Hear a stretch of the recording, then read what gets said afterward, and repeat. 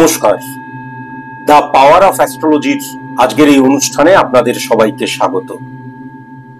আজ আমি আলোচনা করব খুব ইম্পর্টেন্ট এবং ইন্টারেস্টিং একটা সাবজেক্ট নিয়ে, যেই সাবজেক্ট নিয়ে আমাদের অনেক ভুল ধারণা রয়েছে, বা যে সাবজেক্টটাকে নিয়ে আমি আলোচনা করব সেই সাবজেক্টটাকে আমাদের পশ্চিমবাংলায় অন্তত যারা অ্যাস্ট্রোলজার রয়েছেন অনেকেই মন গড়া কিছু কাহিনী, মন গড়া কিছু অঙ্ক এবং মন গড়া কিছু ইমপ্লিমেন্টেশন থ্রো করে দেয় প্রত্যেকটা সাধারণ মানুষের কাছে, বা বোঝাবার চেষ্টা করে, বা ভেতরে ঢুকিয়ে দিতে চায়, বা জ্যোতিষ শাস্ত্র বা অ্যাস্ট্রোলজিক্যাল পার্ট বলে সেইগুলোকে দাবি করে।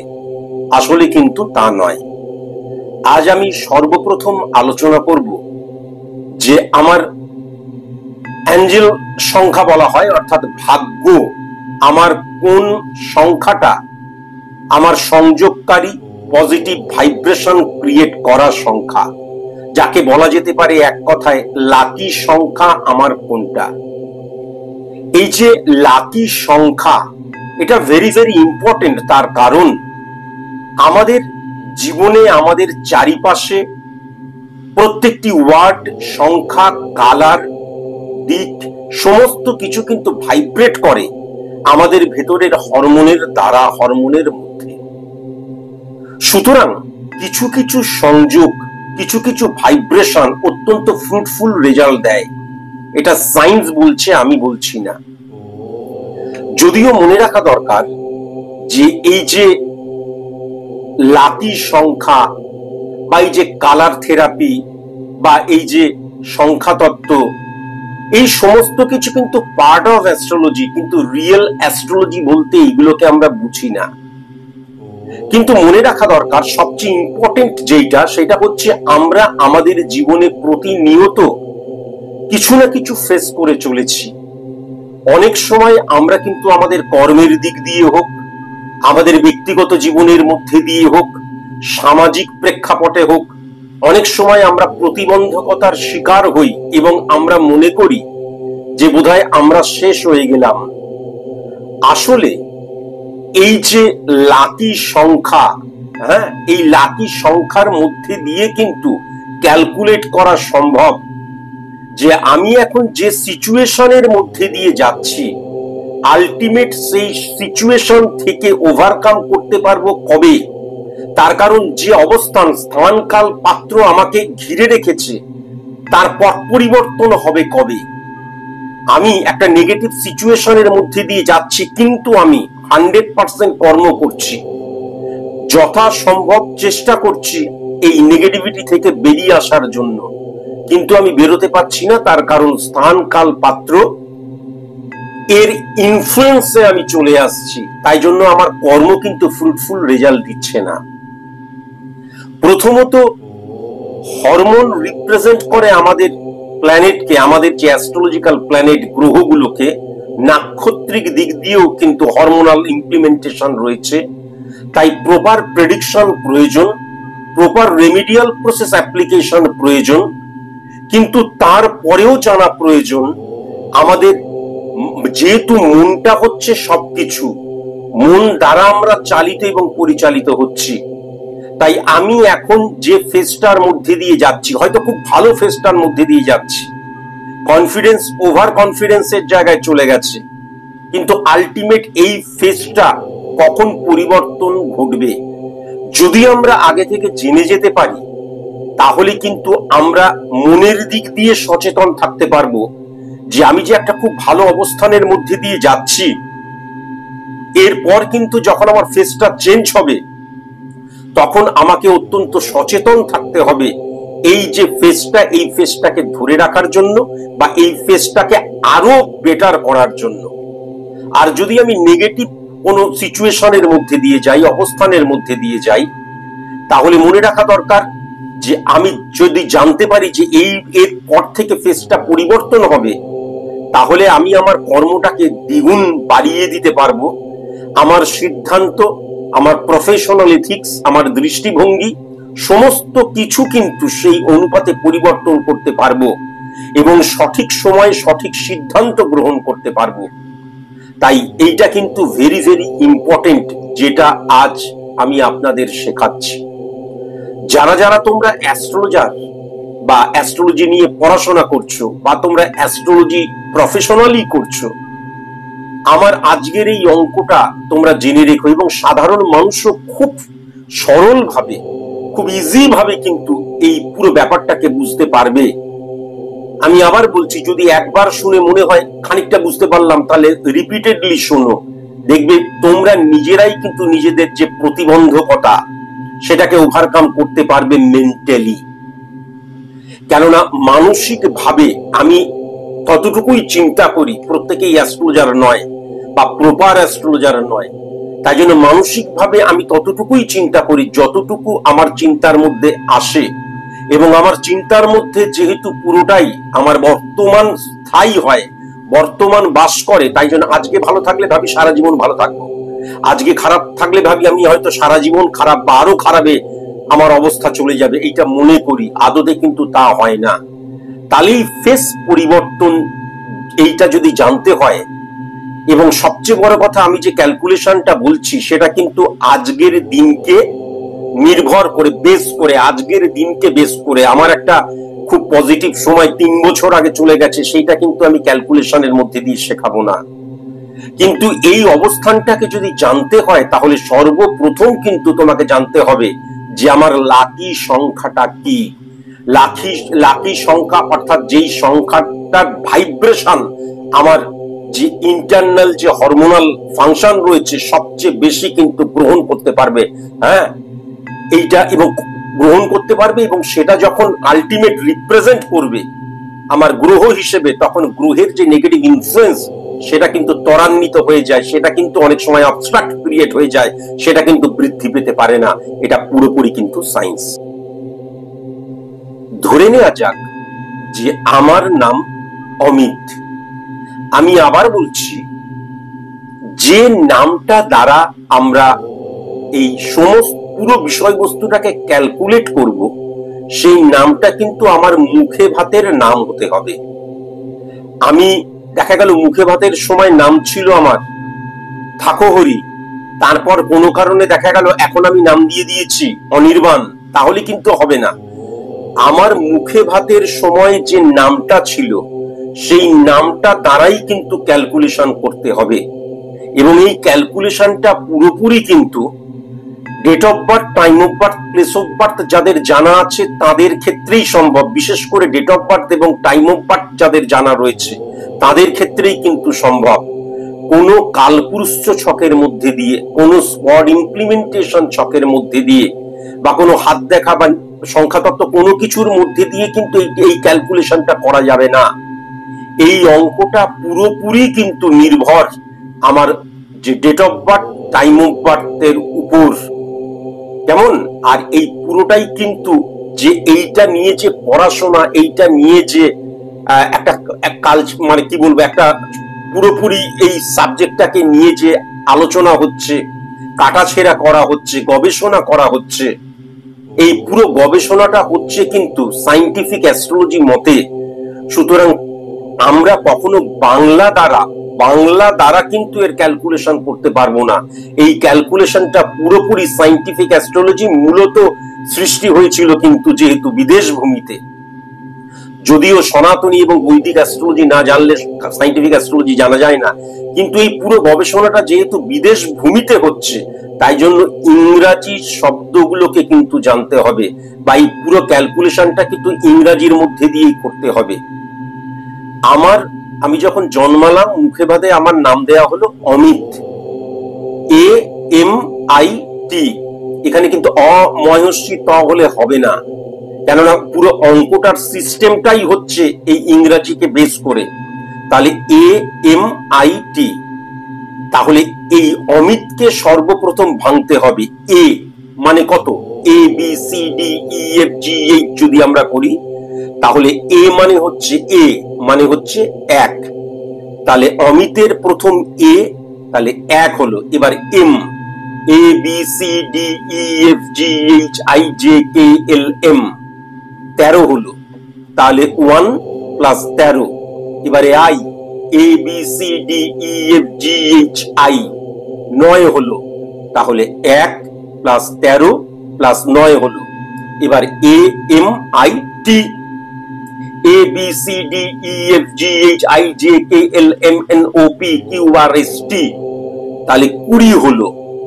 তাহলে অমিতটাকে যদি ভাঙা যায় তাহলে সংখ্যা দ্বারা হলো 1 প্লাস 13 প্লাস 9 প্লাস 20, তাহলে 1 13 9 20, এটাকে যদি যোগ করা যায় তাহলে 43 আসছে, 43। এবারে এই যে দুটো সংখ্যা আসছে, এই দুটো সংখ্যাকে পৃথক করে দিয়ে যোগ করতে হবে, তাহলে 4 এবং 3 আসছে, 4 প্লাস 3 মানে 7 হলো, 7 হলো। এইবার চলে আসতে হবে কোন সালে আমি জন্মেছি। ধরে নেওয়া যাক, আমি একটা এক্সাম্পল স্বরূপ বলছি, দেখা গেল এই অমিত 1990 সালে জন্মেছে, তাহলে 1990, এইটাকেও এবার কিন্তু যোগ করতে হবে, 1 প্লাস 9 প্লাস 9 আর 0 মানে কোনো কিছু যোগ করতে হবে না, তাহলে 1 প্লাস 9 প্লাস 9, 9 আর 1 10 প্লাস 9 মানে 19, 19 মানে 1 9, 1 প্লাস 9 সমান সমান 10 হচ্ছে, 1 0 হচ্ছে, তাহলে 1 প্লাস 0 সমান সমান 1 হচ্ছে। এইবার চলে আসতে হবে যে আমার টাইম অফ বার্থ, এক্ষেত্রে কিন্তু ভেরি ভেরি ইম্পর্টেন্ট। যদি আমি দেখা যায় যে এই যে 12টার পরে একটা যখন হচ্ছে 13টা, তারপরে 14টা 15টা 16টা, এক্সাম্পল স্বরূপ ধরে নেওয়া যাক 16টা 12 মিনিটে আমি জন্মেছি, তাহলে 1 প্লাস 6 প্লাস 1 প্লাস 2, তাহলে 6 আর 1 7 8 9 10, তাহলে কিন্তু 10 হচ্ছে, 1 প্লাস 0 সমান সমান 1 হচ্ছে। এইবার ভেরি ভেরি ইম্পর্টেন্ট, আমার যে জন্মছক সেখানে আমার চন্দ্রটা কোথায় বসে রয়েছে, অর্থাৎ আমার রাশি কি। যদি দেখা যায় মেষ লগ্ন মেষ রাশি, তাহলে 1 ধরতে হবে, কেননা 1-এর ঘরেই আমার চন্দ্র রয়েছে।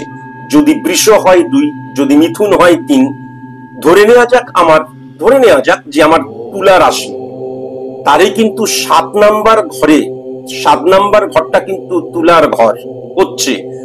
তুলার ঘর হচ্ছে কেন, যদি আমি নর্মালি মেষকে 1 ধরে ক্যালকুলেট করি, দেখা গেল আমার মেষ লগ্ন আর তুলা রাশি, তাহলে কিন্তু লগ্ন থেকে চন্দ্রটা যেখানে থাকবে, তাহলে মেষ লগ্ন যদি হয় আর তুলা রাশি যদি হয়, তাহলে লগ্ন থেকে 7 নম্বর ঘরে দেখা গেল যে আমার চন্দ্র রয়েছে।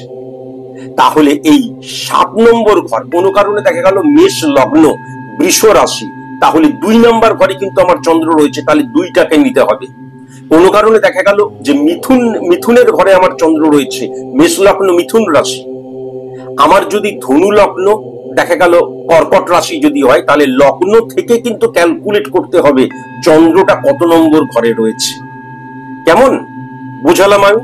তাহলে এক্ষেত্রে আমি যদি ধরি যে মেষ লগ্ন এবং তুলা রাশি, তাহলে কিন্তু 7 নম্বর ঘরে চন্দ্রটা রয়েছে, সেই 7 সংখ্যাটাকে কিন্তু নিতে হবে।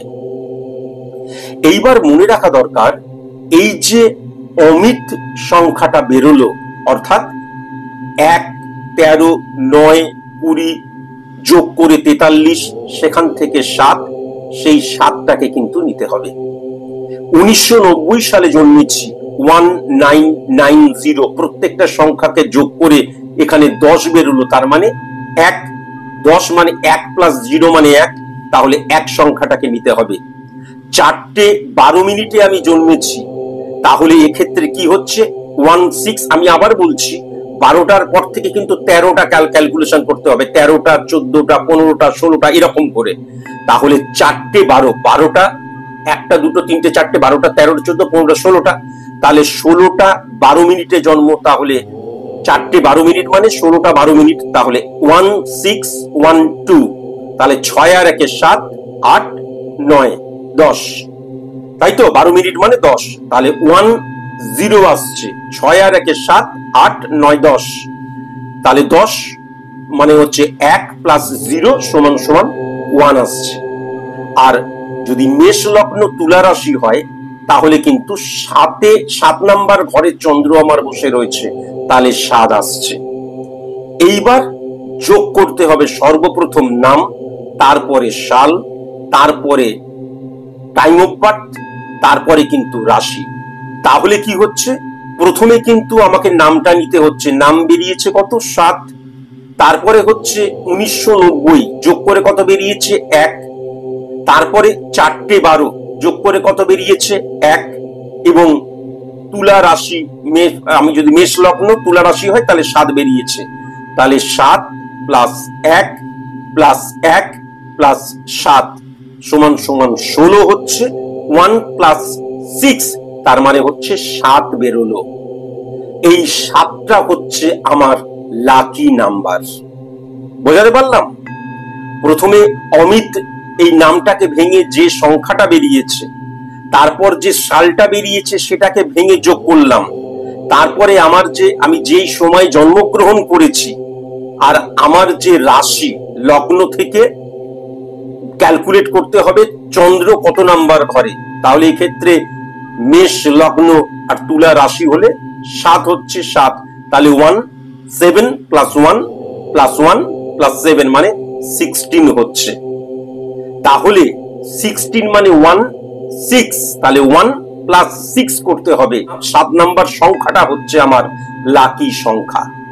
বোঝাতে পারলাম? এটা কিন্তু ইজিয়েস্ট ক্যালকুলেশন। আমি একদম ভেঙে ভেঙে ধীরে ধীরে বোঝাচ্ছি বলে এরকম ধরনের হয়তো আপনারা এমনিতেও নিশ্চয়ই বুঝতে পারছেন, একদম সরল ব্যাপার। লাস্টে যে 16 বেরোলো 1 6, তাহলে 1 plus 6 is equal to 7। 7 number সংখ্যাটা, 7 সংখ্যাটা হচ্ছে, 7 নাম্বারটা হচ্ছে আমাদের লাকি সংখ্যা, অ্যাঞ্জেল সংখ্যা বলা হয়। এবারে এই সংখ্যা দ্বারাই কিন্তু আমার কোন সময় আমি এখন যে ফেজের মধ্যে দিয়ে যাচ্ছি সেই ফেজ থেকে অন্য একটা ফেজে রূপান্তরিত হবে, আমরা অন্য একটা ফেজে ঢুকবো আমার জীবনের, সেটা খুব ইজিয়েস্ট পদ্ধতির মধ্যে দিয়ে কিন্তু জানা যায়। কিন্তু মনে রাখা দরকার, যদি আমি লাকি সংখ্যাটা জানতে না পারি, আর একটা কথা কিন্তু অবশ্যই মাথায় রাখার প্রয়োজন আছে, আমাদের যে লাকি সংখ্যা সেই সংখ্যাটাকে আমাদের জীবনে প্রতি মুহূর্তে ব্যবহার করা উচিত। কেননা এই লাকি সংখ্যা, সেটা তারিখ হিসেবে ব্যবহার করা যেতে পারে, সেটা সংখ্যা হিসেবে ব্যবহার করা যেতে পারে। আমাদের নানান দিক দিয়ে এই সংখ্যাটাকে যেভাবে ইমপ্লিমেন্ট করা সম্ভব সেরকম ভাবে যদি ব্যবহার করা যায়, আপনারা নিজেরাই বুঝতে পারবেন সংযোগ বড় মারাত্মক জিনিস। আমি বারবার ধরে বলেছি, যাকে আমরা লাক বলি, ভাগ্য বলি, নিয়তি বলি, আলটিমেট সেটা কিন্তু সংযোগ। সেটা পুরোপুরি কিন্তু আমাদের কর্মের পরে আসে। এটাও কোনোদিন আমি ব্যাখ্যা করে দেব কেন। এমনি এমনি কখনো কিন্তু এই যে সংযোগ আসে না। সংযোগ মানেই হচ্ছে পজিটিভ ভাইব্রেশন। সংযোগ বড় মারাত্মক জিনিস। এই ভাইব্রেশন, আমি যদি 5 মাস 5 জন মাতালের সাথে থাকি, তাহলে 6 মাসে আমি কিন্তু মাতালে রূপান্তরিত হবই, এটা সায়েন্স বলছে। ভাইব্রেশন বলো মারাত্মক জিনিস। তাই জন্য সংখ্যার ভাইব্রেশন, সেটাকে যদি কাজে লাগাতে পারি, বারবার ধরে এই কাজ কথাটা আসছে এই কারণের জন্যই যে success is the maximum utilization of ability that you have. তাই জন্য এই এবিলিটিটা গেইন করতে হবে এবং সেটাকে ইমপ্লিমেন্ট করার সময় এই সংখ্যার ভাইব্রেশনটাকে ব্যবহার করা ভীষণ প্রয়োজন। হ্যাঁ, আমি যদি লিখতে না পারি তাহলে দামি কলম ব্যবহার করে কোনো লাভ নেই। হ্যাঁ, আমার যদি অক্ষর জ্ঞান না থাকে, আমার যদি নলেজ না থাকে, তাহলে দামি পেনটা দিয়ে আমি শুধু হিজিবিজি কাটবো। তাই জন্য প্রথমে কিন্তু আমার এবিলিটিটাকে গেইন করতে হবে, তারপর কিন্তু যখন আমি সফলতার জন্য ঝাঁপাবো, তখন এই যে সংখ্যাগুলো যেগুলো পার্ট অফ অ্যাস্ট্রোলজি নয়, সেইগুলোকে কিন্তু ব্যবহার করতে হয়। সেক্ষেত্রে এই লাকি সংখ্যাকে অবশ্যই কিন্তু ব্যবহার করতে হয়। এরপরেরটা একদম ইজিয়েস্ট ব্যাপার, বেরোলো 7। এই যেই লাকি সংখ্যাটা বেরোলো সেই সংখ্যাটাকে একদিকে সরিয়ে রাখবেন। আমি এক্সাম্পল স্বরূপ যেটা করলাম, সেখানে 7 বেরোলো। এবার আমার যে নাম, মুখে ভাতের সময় আমার যে নামটা ছিল, অর্থাৎ এখানে আমি বলেছি অমিত, তাহলে অমিতটাকে ভাঙলে 1, 13, 9 এবং 20 হচ্ছে সমান সমান 43, 4 + 3 7 হচ্ছে। তাহলে এই নাম, আপনাদের নাম সুমন্ত হতে পারে, সুব্রত হতে পারে, দেবব্রত হতে পারে, হ্যাঁ, যে কোনো কিছু নাম হতে পারে। সেই নাম অনুযায়ী আমি যেমন এখানে যেমন বললাম অক্ষরটা কোন সংখ্যা হচ্ছে সেইটাকে মানে কানেক্ট করে তার দ্বারা ক্যালকুলেশন করতে হবে, আপনাদের ক্ষেত্রে সেটা ক্যালকুলেশন করতে হবে। এবার আমি কবে জন্মেছি, ভেরি ভেরি ইম্পর্টেন্ট। আমি এখানে 1990 নিয়েছি, আপনারা 2000 সালে জন্মাতে পারেন, 1970 সালে জন্মাতে পারেন, 1950 সালে জন্মাতে পারেন, হ্যাঁ 1975 সালে জন্মাতে পারেন। এই যে 1990 সালটা নিয়েছি, সেই সংখ্যাটা বেরিয়েছে কি 1। তাহলে এই দুটোকে কিন্তু এবার যোগ করতে হবে, মানে যখন আমার লাকি সংখ্যাটা বেরোলো তারপর কিন্তু আমার মুখে ভাতের সময়ের নাম এবং আমি যেই সালে জন্মেছি যে সংখ্যাটা বেরোচ্ছে সেই দুটো সংখ্যাকে যোগ করতে হবে। তাহলে এই ক্ষেত্রে অমিত সমান সমান কি বেরিয়েছে 7, আর 1990 আমি একটা এমনি জাস্ট এক্সাম্পল স্বরূপ সাল নির্ধারণ করেছি, সেখানে কি বেরিয়েছে 1990 মানে 1 বেরিয়েছে। তাহলে 7 আর 1 8 আসছে। আর আমার লাকি সংখ্যা কি বেরিয়েছে, লাকি সংখ্যা বেরিয়েছে কিন্তু 7। তাহলে কি হলো 7 7 49, 7 8 56, তাহলে 56 হচ্ছে। তাহলে 56 যখন হচ্ছে, মনে রাখা দরকার প্রথম সংখ্যাটা হচ্ছে মাস আর দ্বিতীয় সংখ্যাটা হচ্ছে সেই মাসের ডেট, তারিখ। তাহলে আমি আজকের দিনে যেই মাসে রয়েছি, মানে যদি ধরে নেওয়া যাক আজকে আমি জুলাই মাসে রয়েছি, তাহলে এই জুলাই মাসটাকে কাউন্ট করা হয় না, তার পরের 5 মাস অর্থাৎ August, September, October, November, December 5 আসছে। তার মানে August, September, October, November, December. তাহলে ডিসেম্বর মাসের 5 আর 6 56 এসছে। তাহলে 6 ডিসেম্বর থেকে কিন্তু আমি যেই ফেজে রয়েছি সেই ফেজ থেকে কিন্তু আমি বেরিয়ে যাচ্ছি, অন্য একটা ফেজে রূপান্তরিত হবে। এটা আপনারা ইমপ্লিমেন্ট করে দেখবেন। যদি 1% মিথ্যে হয় আমি অ্যাস্ট্রোলজিটা ছেড়ে দেব। আমি আবার বলছি, অনেক ক্ষেত্রে লক্ষ্য করা গেছে যে আমার একটা খুব গুড ফেজ বা আমি একটা খুব ভালো সময় যাচ্ছি, ফেজ চেঞ্জ চলে এসছে, আমি বুঝতে পারছি না। একজন সায়েন্টিফিক অ্যাস্ট্রোলজারের কাছে কেন যেতে হবে? তার কারণ আমি যদি আমার গ্রহের নেগেটিভ ইনফ্লুয়েন্স যেটা আছে, যে গ্রহের নেগেটিভ ইনফ্লুয়েন্স যেটা ক্রিয়েট হয়ে রয়েছে সেটাকে ফাইন্ড আউট এবং শর্ট আউট না করতে পারি, তাহলে কিন্তু আমার যে সিচুয়েশন সেই সিচুয়েশনকে আমি কখনো হ্যান্ডেল করতে পারবো না। আমি আমার চেম্বারে এমন অনেক আমার ছাত্রছাত্রীদের দেখেছি যাদের দুর্ভাগ্যযোগ ক্রিয়েট হয়ে গেছে। দেখা যাচ্ছে 3 মাস আগে থেকে একটা গুড ফেজ চলছে, কিন্তু তারা সেটাকে কোনো মতেই কিন্তু করায়ত্ত করতে পারছে না, গুড ফেজটাকে ব্যবহার পর্যন্ত করতে পারছে না। তাহলে একজন সায়েন্টিফিক অ্যাস্ট্রোলজার যখন ক্যালকুলেশনের মধ্যে দিয়ে যায়, আমি নর্মালি কিন্তু বাড়িতে বসেই ক্যালকুলেশন করতে পারি, কিন্তু সায়েন্টিফিক অ্যাস্ট্রোলজার এই যে ফেজ চেঞ্জ সেটা যাতে সঠিক মতন আপনাদের মধ্যে ইমপ্লিমেন্ট হয় এবং তার দ্বারা যাতে আপনাদের যদি যে ব্যাড ফেজ বা নেগেটিভ সিচুয়েশন যেটা চলছে সেখান থেকে বেরিয়ে আসতে পারেন, তাই জন্যই কিন্তু গ্রহের মেরামত করে, গ্রহের নেগেটিভ ইনফ্লুয়েন্সকে অফ করে। কেননা আমি যদি দুর্ভাগ্য যোগের মধ্যে দিয়ে যাই, তাহলে 5 আর 6 তার মানে হচ্ছে August, September, October, November, December, আর 6 56 6, তাহলে 6 ডিসেম্বর থেকে আমার যে গুড ফেজটা আসছে সেই ফেজটাকে কিন্তু আমি বুঝতে পারবো না। কিন্তু যখনই আমি স্পট ইমপ্লিমেন্টেশন ছকের মধ্যে দিয়ে ক্যালকুলেশন করব, তখন একজন সায়েন্টিফিক অ্যাস্ট্রোলজার বলে দেবে এই একটা দারুণ ফেজ এসছে, কিন্তু আপনার এই নেগেটিভিটির জন্য সেটাকে আপনি হয়তো 0.5% সেটা বুঝতে পারছেন, হ্যাঁ 100 এর মধ্যে 0.5% বুঝতে পারছেন, বা 1% বুঝতে পারছেন, বা 2% বুঝতে পারছেন। তাই জন্য নর্মালি ঘরে বসে আমরা এই নেগেটিভিটিকে কিন্তু আগে থেকেই, আমার যদি নেগেটিভ সিচুয়েশন যায় তাহলে জেনে যেতে পারি যে আমার এই সিচুয়েশনটা কবে চেঞ্জ হবে, ফেজটা কবে চেঞ্জ হবে। কিন্তু এই ফেজ চেঞ্জটাকে যদি কাজে লাগাতে হয়, তাহলে একজন সায়েন্টিফিক অ্যাস্ট্রোলজার কারে মাস্ট আসতেই হবে, সঠিক প্রেডিকশন করতে হবে এবং গ্রহের যে নেগেটিভ ইনফ্লুয়েন্স যেটা পজিটিভিটিকে পেতে দিচ্ছে না, সেই নেগেটিভিটিকে অবশ্যই কিন্তু অফ করতে হবে। আজকের মতন এটুকুই, নমস্কার।